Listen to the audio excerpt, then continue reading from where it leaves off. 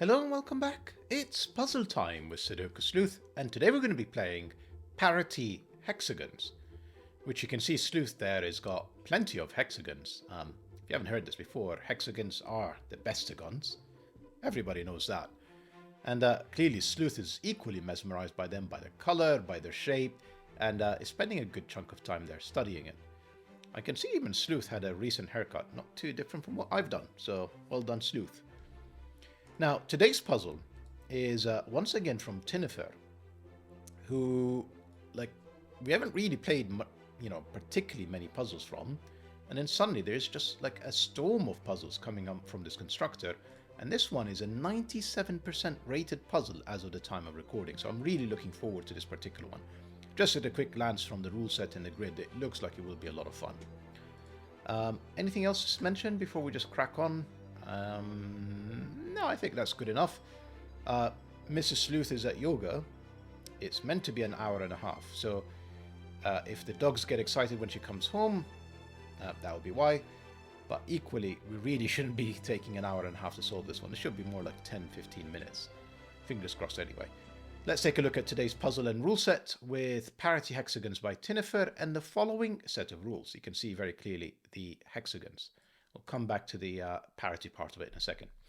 Normal 6x6 Sudoku rules apply. That means place the digits 1 to 6 once each in every row, every column, and in every 2x3 box. We also have anti-knight, so cells separated by a chess knight's move cannot contain the same digit. So if this cell here is a 2, can't be in the same column, can't be in the same row, can't be in the same box. But anywhere that is a chess knight's move away, which you can see is that L shape, such as this cell, can't be a 2 either. So none of these cells could be a 2, based on, in addition, obviously, to Sudoku rules. Right, what else do we have? Parity lines. Digits along a red line have alternating parity. So essentially, if this cell is 2, I don't know why I deleted that one. Let's carry on with this cell. If this cell is 2, then it's even. That means that the neighbors have to be odd. So they would be from 1, 3, and 5. Then the next ones we have to oscillate back and forth would be 2, 4, or 6, etc., etc. That's the parity hexagons, which is what it's named after. We have XVs, or really just Vs, digits separated by a V, sum up to 5, and not all of these clues are necessarily a given. So if this cell is a 2, for example, this would be a 3 to make sure that these two cells add up to 5. These two cells also add up to 5. The fact that there is a 3 here and a 2 there doesn't cause us a problem, even if there isn't a V. No negative constraints apply. Last but not least, we've got Kropki pairs, digits separated by a black dot, have a ratio of 2 to 1. So if this cell is a 2, for example, this would be 1 or 4, so that one cell is double the other. Negative constraints don't apply, so 2 with a 4 here, clearly the 4 is a double in a 2 to 1 ratio to the 2, but no black dot doesn't mean anything. Negative constraints, again, do not apply. So that's all the rules we have for today. As always, if you want to play along, link will be in the description down below for you to do so. With that said, I'm going to restart the clock and see how I get on.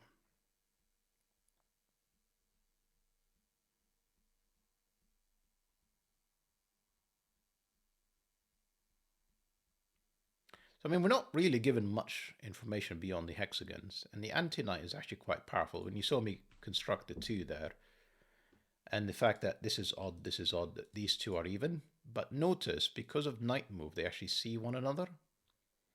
So essentially, each of these hexagons actually has the digits 1 to 6 once each. And these 3 are going to be 1 parity. I don't know if it's odd or even, so I'm going to go with something neutral like purple and green. And if I am going to use letters. If I do something like A, B, C, D, E, and F, and I'm confident that they're all different because knight move, the greens are obviously the same parity. They can all see one another either with Sudoku or with knight move, so they have to be unique. Same is true for the purples. And then this is clearly not A, B, or C, or E, so this is purple. Now, obviously, to get to 5, I need an odd digit and an even digit. So if this is odd, this will be even. It has to be the opposite parity. And this is unknown. This is F or D. And this is also unknown. This is A or C. However, this cell is known. F, D, and B can all see it. So this has to be green, and this has to be purple. And this is AC again, and this is DF again. Not sure if I'm going to keep pencil marking the pairs as such, but it is what it is for now. Not sure we can break these just yet. Might have to think about this hexagon, which will probably require a different set of colors. So you can see I'm deliberately trying to avoid blue and orange, which are normally used for parity. So I'm going to go with red and yellow.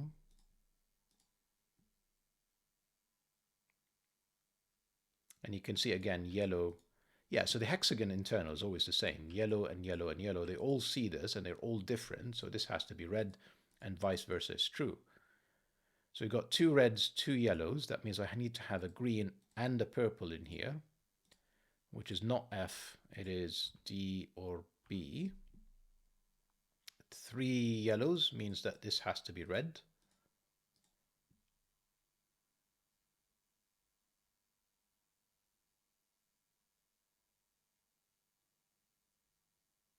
This cell has to be yellow. It can see all of these reds. It can see it with night move, Sudoku. So this has to be yellow.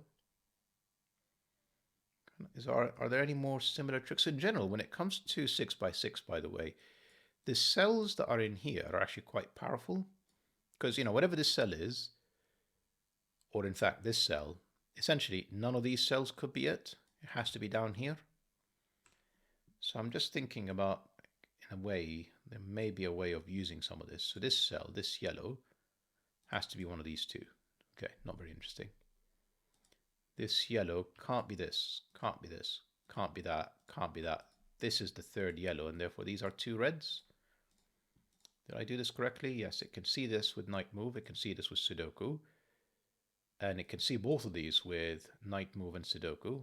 This was already red, therefore that's the only place for that yellow. Fair enough. We actually get the colors resolved because we've got two purples. I need a third one. Surely it's not more of reds. So yellow is purple and red is green.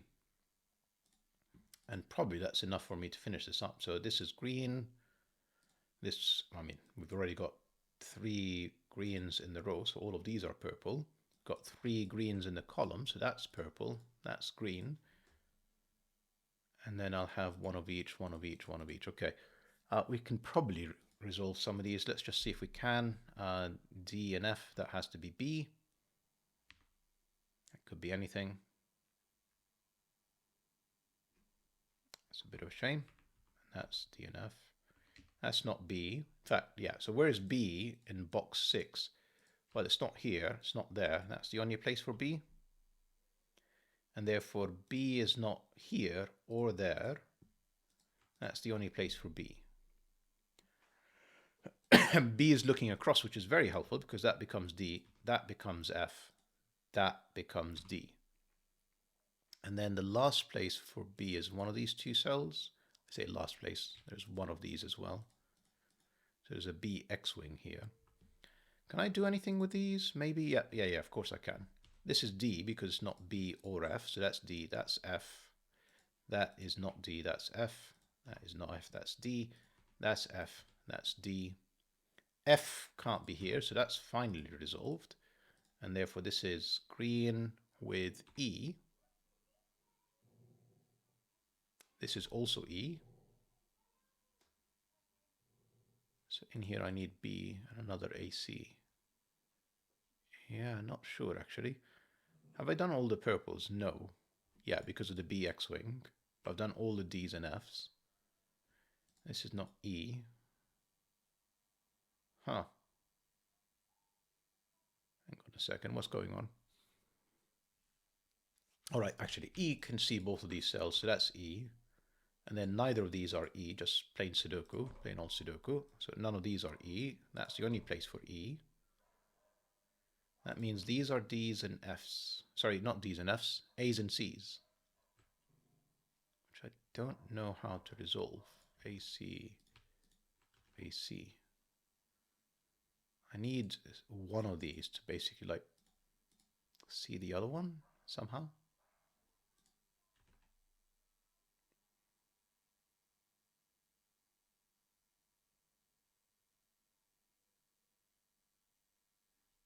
So in here somewhere we've got, this is BC. Let's just do that.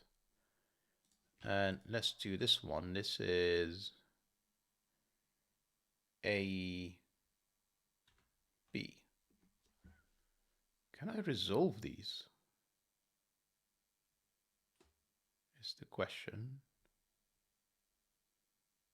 And in all honesty, I'm not sure I can. Hang on. There's probably some knight move that I'm missing that would just clear it up instantly.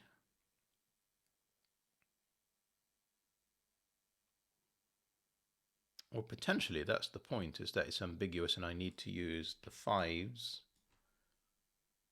So here is something. Yeah, here is something. Right.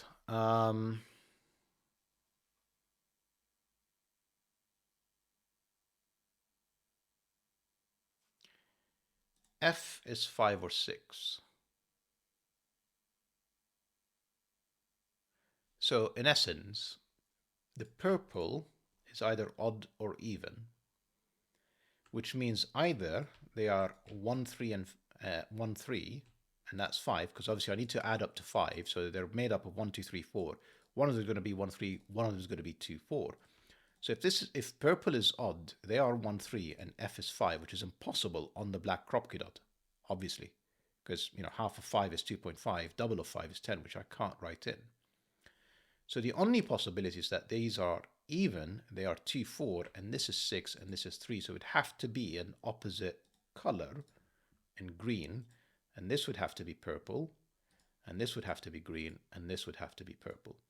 Let's see if I'm correct then. So F, no, that didn't work. F, so 1, 2, 3, 4, 5, 6. Yep, that's 6.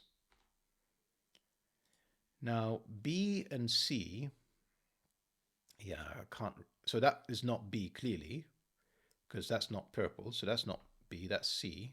That's not C, that's not B, that's not A. Now C, hang on, let me just tidy these up now. A, C, A, C, A, that looks correct now. So C now has to be 3. D, no, this doesn't work. D has to be 2 to add up to whatever it is again, 5. Now this is even, so that has to be 4. I've covered the 2 and 6. E has to be 1. And then A, which is the only thing that's left, has got to be surely the 5. There we go. That was a 10-minute solve. I think just about right for a Monday morning puzzle. Hope that you guys enjoyed this parity of hexagons. It's really more like a party of hexagons. But what a fantastic puzzle, Tinnifer. Really enjoyable. Hope you guys enjoyed the puzzle and the video, and I'll see you back soon. Bye-bye for now.